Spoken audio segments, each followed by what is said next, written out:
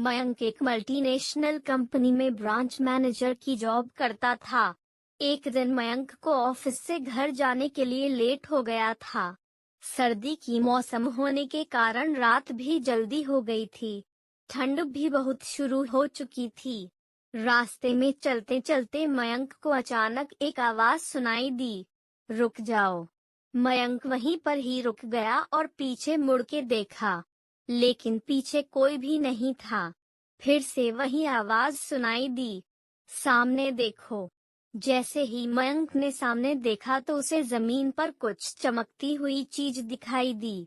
मयंक दौड़ के उस चीज के पास गया और देखा तो यह कोई साधारण चीज नहीं थी बल्कि एक चमकता हुआ हीरा था। उसने वह हीरा अपने हाथ में लिया। उसकी चमक देखकर मयंक की खुशी का पार न रहा।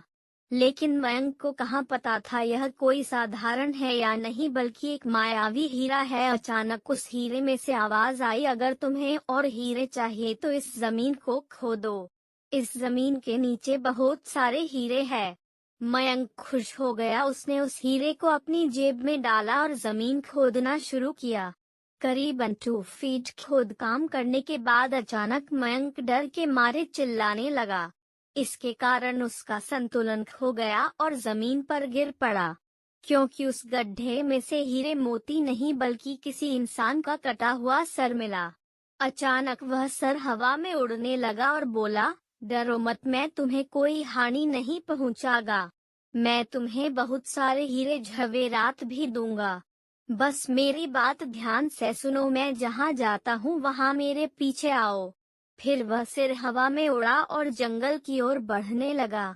करीबन 1 किलोमीटर चलने के बाद वह सिर रुक गया। मयंक भी रुक गया। फिर उस सिर ने मयंक से कहा, इस जमीन के भीतर बहुत सारे हीरे मोती जवाहरात छुपे हुए हैं। इस जमीन पे खोद काम शुरू करो। मयंक खुश हो गया और उस जमीन को खोदना शुरू कर दिया। खोदते खोदते उस जमीन के नीचे हीरा मोती तो नहीं मिले बल्कि उस सिर का कटा हुआ धड़ मिला। उस सिर ने कहा, अब तुम्हें एक आखिरी काम करना है, उसके बाद मैं तुम्हें माला माल कर दूंगा। तुम्हें कहीं से भी एक लोटा खून लाना होगा। मयंक ने बोला, एक लोटा खून? पर मैं एक लोटा खून कहाँ से लाऊंगा?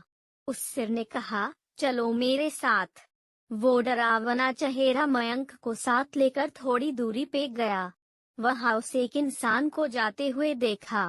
वो सिर बोला, उस इंसान को मारकर उसका खून ले आओ। मयंक डर गया और बोला, नहीं नहीं, यह मुझसे नहीं होगा। मैं यह नहीं कर सकता। अगर तुमने यह काम नहीं किया तो मैं तुझे बहुत बड़ी मुसीबत में डाल दूंगा।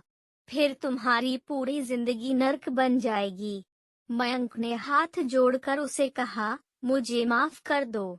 अगर मैंने उसे मार तो मुझे पुलिस गिरफ्तार कर देगी और मुझे जेल जाना पड़ेगा। उस सिर ने अपने तंत्र मंत्र की शक्ति से एक छुरी और लोटा प्रकट किया और गुस्से से बोला, अगर तुम मेरा यह काम नहीं करोगे तो मैं तुम्हारे पूरे परिवार को मौत के घाट उतार दूंगा।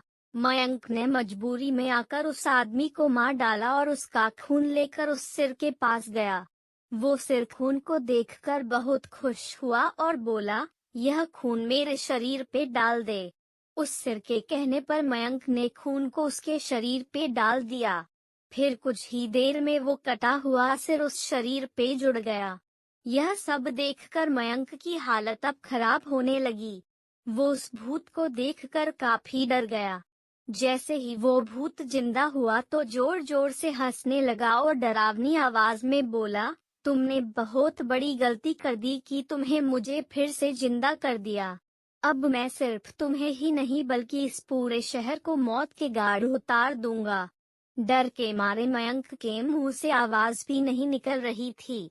वो अपने जान बचाने के लिए वहां से दौड़ा, लेकिन उस भूत ने छलांग लगाकर मयंक को जमीन पे गिरा दिया और बोला, मुझे बहुत भूख लगी है, अब मैं तुम्हारा मांस खाऊंगा। जैसे ही उस भूत ने मांस खाने के लिए आगे बढ़ा कि तुरंत ही उसका सिर धड़ से अलग हो गया। मयंक समझ नहीं पाया कि आखिर यह चमत्कार हुआ कैसे। जब मयंक ने पीछे मुड़कर देखा तो एक अघोरी बाबा खड़े थे। उस अघोरी बाबा ने कहा, जब तुम उस आदमी को मारकर उसका खून ले जा रहे थे तभी मैंने देख लिया था और समझ गया कि कुछ तो बुरा होने वाला है। इसीलिए मैं तुम्हारे पीछे पीछे यहाँ तक चला आया और मैंने अपनी मंत्र की शक्ति से उस भूत को फिर से मार दिया। अब तुम निश्चित होकर अपने घर जाओ। अब तुम पर कोई खतरा नहीं है। आज भी मयंक उस बात को याद करता है तो उसकी रूह तक कांपने लगती है। दोस्तों, आपको यह कहानी कैसी लगी प्लीज हमें कमेंट करके जरूर बताएं।